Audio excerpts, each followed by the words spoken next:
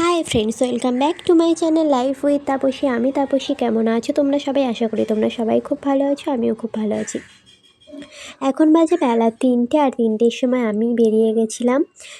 আমাদের এখানে আজ চণ্ডী মেলার উদ্বোধন, সেখানেই আমি যাচ্ছিলাম। আর আমি এখানে কিছুই চিনি না, আর একা একা আমি যেতেও পারবো না অত দূর চিনে। তাই এই যে আমাদের বাড়িওয়ালি কাকিমা যাচ্ছিলো, ওনার সাথেই আমি যাচ্ছিলাম। আর এই যে উনি আমায় কি যে রাস্তাগুলো দিয়ে নিয়ে যাচ্ছিলো, এইসব রাস্তাঘাট থেকে আমি কখনো আসিনি। ওই যে বলি না, আমি নামে কলকাতা থাকি, এখানে রাস্তাঘাট চিনিই না। কাকিমা আমায় বললো ওই দিক থেকে যেতে অনেকটা সময় লাগবে, চল এই ভেতরের রাস্তা থেকে যাই, যেতে আমাদের সময়ও কম লাগবে আর তাড়াতাড়ি পৌঁছেও যাবো। আমরা মেলায় এসে দেখলাম মেলায় তো টোটালি ফাঁকা, কেউ নেই মেলায়। আসলে মেলা তখন আস্তে আস্তে বসছিল, আর প্রথম দিন তো কেউ আসেও নি। আর এই দুপুরবেলা একদম পুরো ফাঁকা ফাঁকা।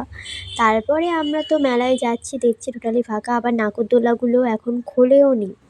তারপরে এইসব দেখতে দেখতে আমরা মন্দিরের কাছে যাচ্ছিলাম, যে গিয়ে আগে ঠাকুর দর্শন করি, কিন্তু সেখানে গিয়ে দেখলাম না, আজকে উদ্বোধন হয়নি। আমরা ভুল দিনে চলে এসেছি, ভুল জেনে।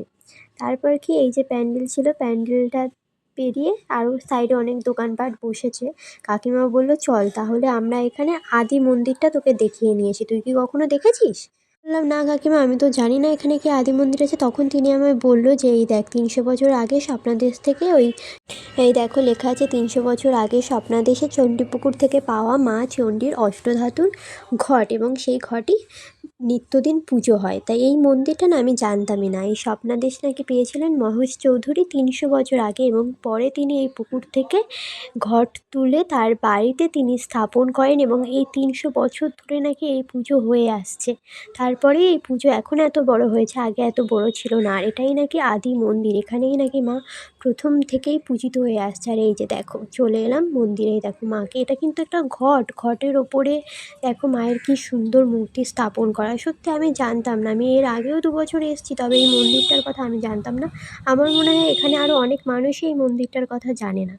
এই যে ওপরে এলাম, মায়ের মূর্তি দেখলাম, সত্যি খুব সুন্দর একটা মূর্তি।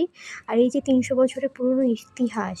আর এই দেখো নিচে এসে এই যে এই পুকুরটা থেকেই মায়ের ওই অষ্টধাতুর ঘট উঠেছিল, উঠে ওই বাড়িতে স্থাপন হয় এবং পুজো হয়। তারপরে দেখো এই যে এটা হচ্ছে আর একটা মন্দির, ওখানে তো মায়ের ঘটের ওপর স্থাপন করা। আর এখানে ওনারই এক বংশধর, তিনি মাকে পুরো মূর্তিরূপে পুজো করেন, সেটাই আমরা দেখতে চলে এসেছিলাম। আর এই যে মাকে দেখতে দেখতে পাশেই মা থাকবে আর মহাদেব থাকবে না, তা কি কখনো হয়? এই যে আমার মহাদেবও সেখানে উপস্থিত। তারপরে এই যে মাকে দর্শন করে আমরা এখন চলে আসছিলাম, যেটা সর্বসাধারণ, মানে যেই মন্দিরটা আমি জানতাম সেই মন্দিরটার দিকে। এসে দেখলাম সেখানে এখনও কিছুই খোলা হয়নি। তারপর কাকিমা আমাকে বললো দেখ, এই হচ্ছে 12টা শিব মন্দির। এই শিব মন্দিরগুলোও নাকি 300 বছর পুরনো, আমি কিচ্ছুই জানতাম না।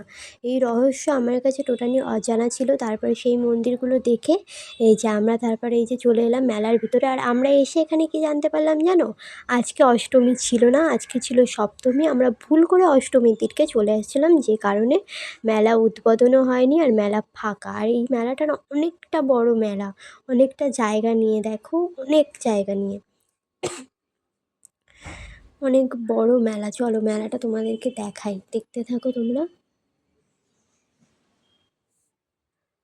তারপরে এই যে আমরা মেলা ঘুরে ফুচকা খেয়ে চপ খেয়ে বাড়ির দিকে ফিরছিলাম। আর এখন বাজে সন্ধ্যে 6টা, আমি বাড়িতে চলে এসেছি। আর এই ছিল আজকের ব্লগ। কেমন লাগলো জানিও, ভালো লাগলে লাইক কমেন্ট শেয়ার সাবস্ক্রাইব করে দিও। টাটা সবাইকে, ভালো থেকো সবাই।